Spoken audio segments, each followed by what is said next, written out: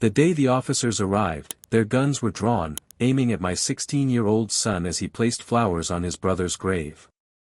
1 minute, Elijah was kneeling, holding a trembling hand on the flag-draped box in our garden, and the next, a sharp command, "Get on the ground," was shouted, followed by a swarm of police officers as if it were a drug bust. All of this, triggered by a complaint from our neighbor Karen, who claimed that a suspicious boy with a shovel and weapon was performing a cult-like ritual on HOA property. Little did she know, this wasn't some random backyard ceremony, it was the burial of my eldest son, a decorated veteran who had died overseas. And she certainly didn't realize that the woman, who was holding back tears beside the roses, calmly walking toward the officers, was none other than the United States Attorney General. That was the moment Karen made her final, and most significant, mistake. The story had started 2 weeks earlier when I made the decision to bury my son Matthew at home. We owned 5 acres of land, part of the family for generations, long before the HOA moved in and developed the surrounding empty lots. Our property had been legally designated as a private burial site decades ago, a part of the old Southern customs that Karen either failed to understand or chose to ignore. Matthew's last request was simple, to be laid to rest beneath the oak tree he used to climb with his younger brother. And so, we honored his wish quietly, privately, and with reverence. To Karen, however, our grief seemed like a violation of the community's aesthetic standards. The morning of the burial was cloudy and gray, the kind of light that made the world feel submerged underwater. Elijah wore Matthew's old scout jacket, sleeves hanging too long, his heart far too full. It wasn't a large ceremony, just close family, a chaplain, a folded flag, and an honor song playing softly from a speaker. Elijah stepped forward, holding a small bouquet of wildflowers, along with the dog tags Matthew used to wear. He knelt, whispered a few words, and kissed the wood of the casket. That was when Karen shrieked from the edge of her perfectly manicured lawn. "What is going on here?" she screamed, arms crossed and eyebrows raised as if she had just witnessed a crime. "You can't just bury people wherever you feel like it," she yelled. "This is HOA land." I remained calm, explaining once again that our land was federally registered and exempt from HOA regulation. But Karen wasn't listening, she never did. To her, my grieving son looked like a threat to her property values. 15 minutes later, as we stood in silence around Matthew's resting place, we saw flashing lights appear at the end of the driveway. A swarm of patrol cars pulled up as if we were staging a standoff. My heart sank when I saw the officers reach for their belts, their hands poised on their weapons. On the ground, hands where I can see them, came the sharp command. Elijah froze, fear spreading across his face as he raised his hands in surrender. I stepped forward, slow and deliberate, every fiber of my being screaming that I was the highest-ranking law enforcement officer in the country, but in that moment, I was simply a mother, terrified for her only remaining child as he was treated like a criminal. I pulled out my badge, the one that has never left my side since I swore the oath. "I'm Mary Ann Rivera, United States Attorney General." "Stand down," I said. The lead officer went pale as if he suddenly realized he had walked into a storm while wearing flip-flops. Karen, meanwhile, stood in her driveway, filming the entire scene with her phone, smirking like she had just caught someone double parking. As the officers turned toward her, unsure of what to do, she waved at them, saying, "I'll be pressing charges." "That boy threatened me with a stick." The stick she was referring to was, in fact, a folded flagpole. What followed was a mix of awkward apologies, nervous shuffling, and Karen denying everything, insisting, "This woman is lying. That badge is fake. Anyone can order one online." One of the officers quietly pulled his partner aside and whispered something, likely confirming my identity. Within seconds, the entire tone of the scene shifted. The officers backed off, and Elijah, trembling, sat up. Karen, sensing the shift, tried to play the innocent, claiming she was simply trying to protect the neighborhood. "I was just trying to keep the neighborhood safe," she chirped. "There are rules, you know." "Yes, there are," I replied, my voice calm but firm. And as the chief enforcer of federal law, I plan to use every single one of them. After ensuring Elijah was safely inside, I walked down our property line, camera in hand. Karen had installed new surveillance cameras, 2 of them pointed directly at our backyard, a clear violation of privacy laws. I documented it, along with the hostile signs she had nailed to a tree: HOA regulated zone, trespassers will be fined. She had already sent us a cease and desist letter, claiming our burial violated community tranquility standards. What she didn't know was that her own HOA was operating under shady financial practices. I had ignored them until now. Grief is heavy, it's a weight that never truly lifts, only shifts. But when justice is at stake, it lights a fire, and Karen had just stoked that fire. The next day, I quietly made a call to ask for a favor, not public, just a simple request to have a DOJ investigator look into the HOA's financials and charter, to see if there were any irregularities. I was expecting to find misplaced fines and power-hungry nonsense. What I didn't expect were findings of wire fraud, elder abuse, and enough violations to fill a legal textbook.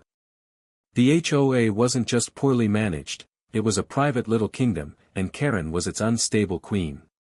And she had just declared war on the United States government. The day after the burial debacle, the neighborhood felt unusually quiet, as if the very air knew something had shifted. Karen's lawn ornaments, usually lined up like soldiers, were askew, one flamingo knocked over as if it had fainted from the drama. I sipped my coffee on the porch, eyes scanning the street as neighbors passed by, just a little faster than normal, pretending they didn't see me. Word had spread, not just about Karen's 911 stunt, but about who I really was.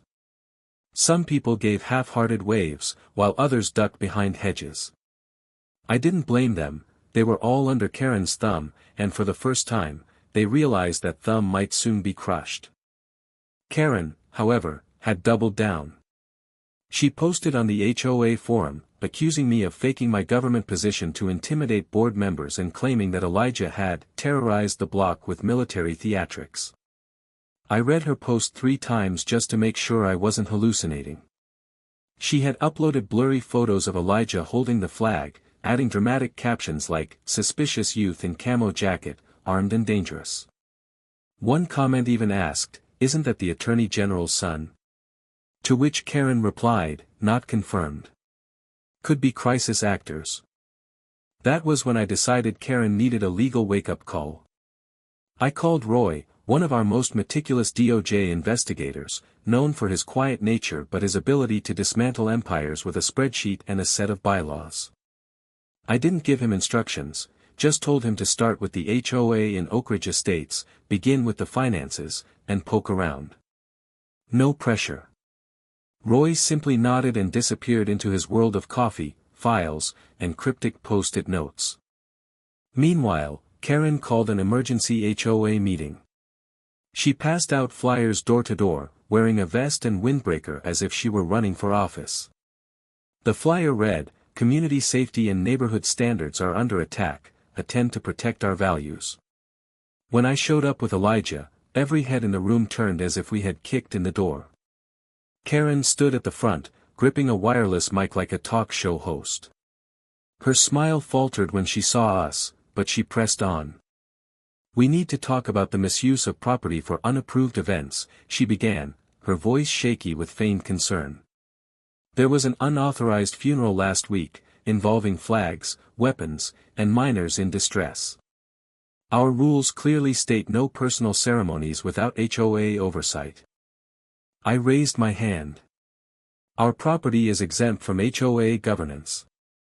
It's been on file with the county since 1979. You can look it up." Karen smirked. "Anyone can file something. Doesn't make it legal. You'll need HOA clearance moving forward." That's when Elijah, standing beside me with a folder in hand, opened it and read aloud, "Here's the state exemption for family cemeteries on private land, signed and notarized. And here's the deed showing the HOA was formed 20 years after our property was established. Here's a court ruling confirming that cemeteries, especially military-affiliated ones, fall under federal protection. The room went silent. In the back, someone whispered, "Oh, wow." Karen turned red, then quickly pivoted. "This isn't just about you," she said, attempting to save face. "It's about everyone. I've received multiple complaints about noise, flags being lowered without permission, and frankly, the emotional impact on other residents." "Are you suggesting grief should be scheduled?" I asked, my voice calm but sharp. Karen blinked, flustered. Then she quickly tried to change tactics. "Let's vote," she said. "All in favor of requiring pre-approval for any ceremonies, including but not limited to burials, memorials, flag displays, and gatherings of more than 4 people, say, aye."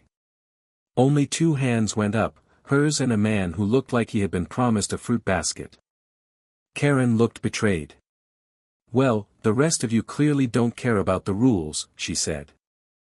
A voice from the crowd piped up, "We didn't know we could ignore her." Laughter rippled through the room. Later, Roy called me. "You're going to want to see this," he said. He sent me some files. They were explosive.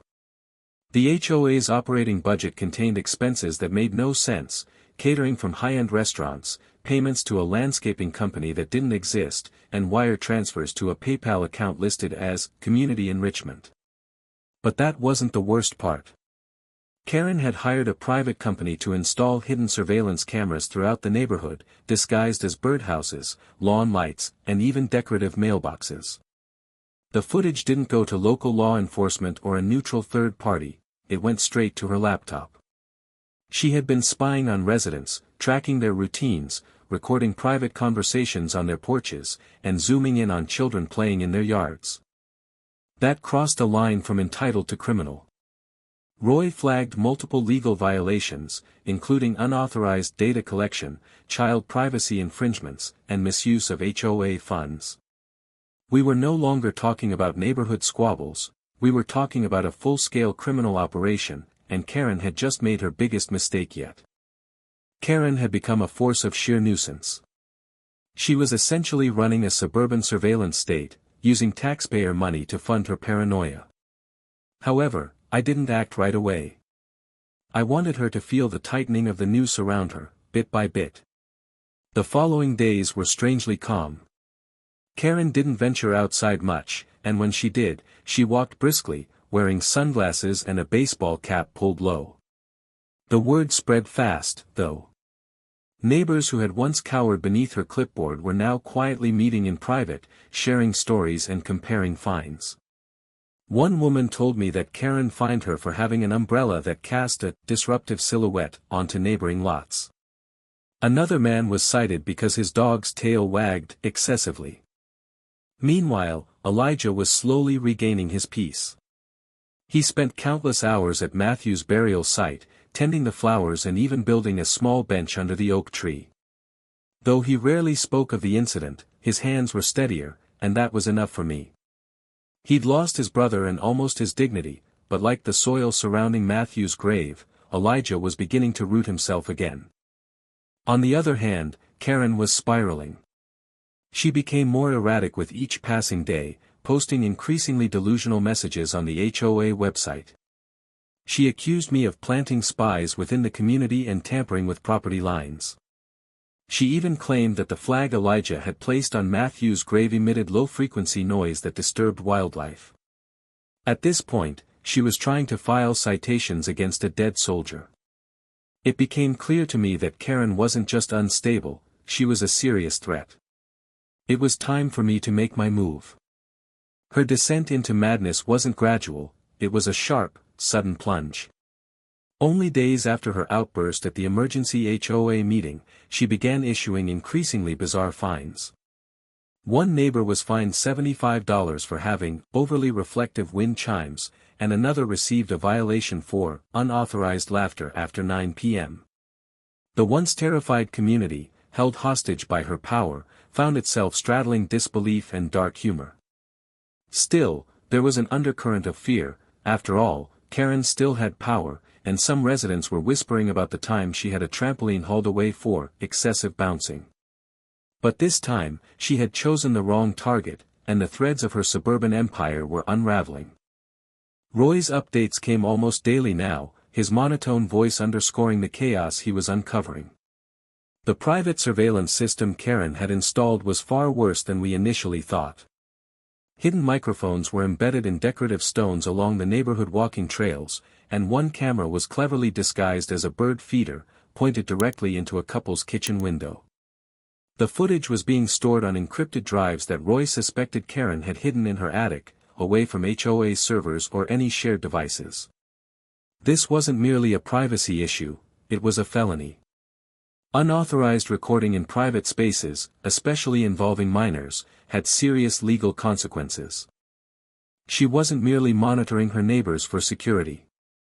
She was tracking them like an obsessive director, running her own personal reality show. But the worst discovery came when Roy connected timestamps from some of the surveillance footage to financial records. Karen had used data from the cameras to figure out when residents were on vacation or out for the day. During those windows, she'd issue fines for fabricated violations, often accompanied by falsified time-stamped photos. One man had been warned for leaving his trash bins out too long, despite being out of town. Karen had walked onto his property, dragged the bins out of the garage herself, taken a photo, and then issued a citation. I confronted the local police chief, a decent man named Whitaker, who looked thoroughly exhausted when I showed up unannounced. He admitted that the department had been receiving Karen's reports for years, but they'd never had enough evidence to act. "She buries us in paper," he said, rubbing his forehead. "Mostly noise complaints, imaginary fence encroachments, unlicensed holiday decor." We didn't realize she was running her own surveillance network. I handed him a folder labeled Operation Flamingo. He opened it and scanned the first few pages. His eyes widened in disbelief. "She's finished," he muttered. But Karen wasn't done fighting. In an act that stunned even me, she sent a cease and desist letter to the Department of Justice. The letter accused the DOJ of harassment, entrapment, and interference with sovereign community affairs. She demanded the full withdrawal of any government presence in HOA territory. She underlined the words sovereign community 3 times for emphasis. Roy forwarded me a scan of the letter with the subject line, "I think she thinks she's a country now."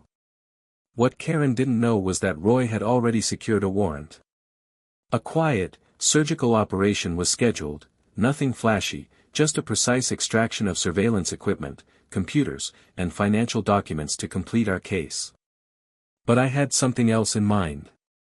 My plan wasn't just about removing Karen from power, it was about showing the entire community the full extent of her abuses. People had suffered under her reign, losing money, privacy, and in Elijah's case, a sense of peace. If there was ever a moment for full transparency, this was it. I arranged for the next HOA meeting to be open to the public. Flyers were mailed out, posted, and distributed by hand. Word spread fast. By the time the meeting came, the community center was packed wall to wall. Karen stood at the front, microphone in hand, her usual smug expression barely hiding the nervous twitch in her jaw. She began her speech about the growing threat of government interference, but I stepped forward and took the microphone from her. "Karen," I said, "I think it's time your neighbors see what you've been doing in their name." I turned toward the projection screen Royce had set up behind me. The first image appeared, a spreadsheet of HOA funds showing thousands of dollars in unexplained transfers. The room was silent. The second image was a screenshot of surveillance footage showing a neighbor in their kitchen, taken without their knowledge. Gasps rippled through the room. The third image was a list of false citations issued to residents who were out of town, paired with screenshots showing Karen manipulating their property to fabricate violations. Karen's face went white. She stammered about security measures and fake data, but no one was listening anymore. One by one, neighbors stood up, sharing their own stories, about the fines for trivial things like a red car that didn't fit the neighborhood's aesthetic or a teenage son fined for having hair that was too long. The room, once silent under her rule, was now filled with voices, outraged and united. That night, Roy executed the warrant. Federal agents arrived, not with flashing lights, but with precision and paperwork. Karen's home was searched, devices were confiscated, and the agents worked efficiently, methodically, and politely. For the first time, Karen didn't scream. She just stood there in her foyer, gripping a coffee mug that read, "I run this place." Not anymore. The official charges would take a few days to process, but they were coming: wire fraud, invasion of privacy, elder abuse, thanks to Roy's discovery that Karen had manipulated an elderly neighbor into signing over power of attorney, which she then used to access their accounts and transfer funds into the HOA's discretionary budget. That was the final nail in her coffin. Before she could be taken into custody, Karen made one last desperate move. She filed a civil lawsuit against me, claiming emotional distress and reputational damage. The lawsuit was delivered by the HOA's former treasurer, who looked deeply ashamed. Elijah opened the envelope at dinner and read it aloud. "She says you ruined her life," he said. I looked at him, then out the window toward Matthew's oak tree. She had picked the wrong family. We'd weathered the worst of it, but the storm wasn't over yet. Karen showed up to court dressed like a substitute teacher who'd lost a fight with a clearance rack. She wore a beige skirt suit with shoulder pads that could have doubled as airbags, clutching a manila folder as though it contained the secrets of the universe. I almost laughed, not because of the outfit, but because she strutted into the courthouse with the confidence of someone who'd never faced true accountability. Her attorney, a man named Daryl, introduced himself as a sovereign legal strategist, though he had no business being in a courtroom. He wore a bow tie, spoke in sentence fragments, and at one point referred to the U.S. government as the corporate entity formerly known as America. It was like watching two people try to out-crazy each other in front of a federal judge. Karen's lawsuit was as ridiculous as everything else she had done. She claimed I had used my position to terrorize a law-abiding citizen and accused Elijah of militant behavior. She even tried to argue that her HOA role was equivalent to a federal appointment. Her filing was full of typos, strange capitalization, and the word persecution appeared 16 times. The judge, a sharp-eyed woman with no tolerance for nonsense, read through the document slowly before looking over her glasses and asking, "Miss Green, is this a prank?" Karen stood, indignant. "Your Honor, I am the elected president of a sovereign neighborhood body. This woman brought federal interference into our community's spiritual core." The judge leaned back, clearly trying to remain professional. "You called the police on a child during a funeral. That's irrelevant." Karen snapped. I felt unsafe. He was holding metal. "It was a flagpole with sharp ends," the judge interrupted. "Enough. We'll proceed, but I'm warning you, any more courtroom theatrics, and I'll hold you in contempt." Karen sat down, muttering under her breath. Daryl leaned in and whispered something that made her nod like she had just received a secret strategy. I suspected it was just nonsense. Daryl later tried to argue that HOA sovereignty exempted Karen from federal law. When the judge asked him to cite a precedent, he said, "The founding fathers wouldn't have wanted this." Needless to say, that didn't go over well. Then it was my turn. I stood calm and composed, explaining the abuse of power, the weaponization of neighborhood rules, and how Karen had violated privacy and falsely accused my son during a sacred moment of mourning. The evidence was clear: surveillance footage, financial reports, and a thick folder filled with victim statements from the neighbors. But it was the moment Elijah took the stand that truly shifted everything. He wore a blazer that was 2 sizes too big, yet it was his quiet dignity that commanded the room. Without dramatics, he spoke about the gut-wrenching experience of having the police called on him while he was simply saying goodbye to his brother. He described the fear, the shame, and how the memory haunted his dreams for weeks. "All I did was love my brother," he said. She tried to make it look like a crime. There was an audible shift in the room, as even the bailiff looked as though he was blinking away something. Karen attempted to object, claiming that Elijah's testimony was emotionally manipulative. The judge, without missing a beat, turned to her and said, "He's talking about burying his brother. You're talking about flower arrangements and mailboxes. Sit down." From that moment on, Karen lost control. She interrupted repeatedly, accusing the court of bias and claiming that the legal system had been infiltrated by anti-HOA operatives. At one point, she tried to submit a printout of a conspiracy blog as evidence. The judge refused to even acknowledge it. Her final attempt to derail the case came during closing statements. She stood up, declaring what she called a citizen's declaration of rights. She started shouting about HOA independence, attempting to rip up a printed copy of the U.S. Constitution. It was both ironic and bewildering. She was immediately removed from the courtroom and fined for disorderly conduct. The judge didn't even call for a recess. She ruled in my favor on the spot, dismissing Karen's lawsuit as both frivolous and malicious. Not only that, but the court also imposed sanctions on Karen for abusing the legal system and referred her for further criminal investigation. As the gavel came down, I saw Karen's expression flicker, outrage giving way to something quieter, something much darker, fear. Fear that comes when someone realizes the rules they've bent and twisted for years are now closing in around them. But the consequences didn't end there. That same afternoon, the DOJ filed official charges against her. Karen was indicted on multiple counts, including wire fraud, unlawful surveillance, harassment, elder exploitation, and obstruction. The press quickly caught wind of it. Within 24 hours, Karen went from being the HOA president of Oak Ridge Estates to being dubbed a suburban tyrant by the media. The headlines spread like wildfire: indicted by the feds, surveillance suburbanite, dictator of driveways, and the most biting one: how many cameras does one HOA president need? But none of these headlines captured the true absurdity of what Karen had built and how spectacularly it had all collapsed. Although the court process was ongoing, the damage she had caused couldn't be undone in a single day.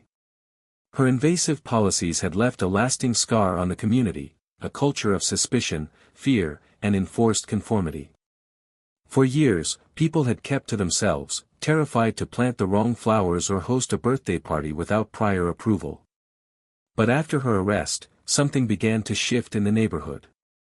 It was subtle at first: porch lights stayed on a little longer at night, neighbors lingered outside talking more freely, and fences that had once seemed like fortresses now felt like natural boundaries. People were beginning to reclaim their space. I received dozens of handwritten letters in the week that followed. Some were from neighbors I barely knew, others from those who had moved away to escape Karen's grip. One letter, from an elderly woman who had never dared attend an HOA meeting, thanked me for standing up to Karen. "You didn't just stop her," she wrote. "You reminded us we weren't crazy for wanting to live in peace." Elijah received letters too, mostly from other teenagers who had witnessed what happened. One boy wrote, "You made me feel brave for the first time." Amid the small victories, there were still practical issues to address. The HOA office, an ugly beige building that resembled a DMV with delusions of grandeur, was now vacant. With the organization dissolved and its assets seized, the property was put up for auction by the city. After a long conversation with Elijah, I decided to buy it, not out of a desire for revenge, but with purpose. We transformed the office into a public memorial garden, open to all residents. We named it in honor of Matthew. It wasn't overly flashy or extravagant, just clean stone paths, quiet benches, and a circle of petunias that Elijah insisted on planting, remembering how much Karen had hated them. We called it Matthew's Peace. The irony wasn't lost on anyone. Where once HOA rules were written and fines were distributed, now stood a place for people to grieve, reflect, or simply sit in peace without the fear of receiving a notice. At the garden's dedication ceremony, the community came together. Some brought flowers, others brought old HOA notices which they shredded ceremoniously into a compost bin near the entrance. A group of kids scrawled messages on the sidewalk: "Freedom lives here, thank you, Matthew," and "No more Karens." Elijah gave a short speech, his voice shaking only once. He didn't talk about the day of the funeral, or the court case, or the chaos. He talked about his brother, how Matthew once stayed up all night to help him build a treehouse, how he taught him to tie knots and sneak marshmallows before dinner. He gave me courage, Elijah said, and now I think I've finally found a way to use it. After the ceremony, something unexpected happened. One of the former HOA board members, Lorraine, who had resigned just before the investigation came to light, approached us. She was carrying a small envelope and looked at least 10 years older than when I'd last seen her. "This is from Karen," she said quietly. "They let her send it from county jail. I thought about tossing it, but maybe you'll want to read it." The letter was exactly what I expected, but also something I hadn't anticipated. It was scrawled in purple ink, clearly written in a hurry, and began with the line, "I still hate petunias." I almost laughed. The rest of the letter was a mixture of self-justification and bitter denial. She claimed she was misunderstood, that the community had turned on her unfairly, and that all she had ever wanted was to protect the neighborhood from decline. But buried between the excuses was one line that struck me, "Maybe I mistook control for safety," she wrote. "Maybe I built a wall where I should have planted a garden." I folded the letter and tucked it into a folder labeled, "Closure." Karen's fate was sealed not long after. She was sentenced to 6 years in federal prison, with no eligibility for early release. The judge cited her abuse of power, her manipulation of vulnerable individuals, and her complete lack of remorse during sentencing. She tried to give one last speech, but the judge shut her down. The courtroom was packed with residents who had been fined, surveilled, or silenced. When the verdict was read, there was no cheering, just a long collective exhale of relief.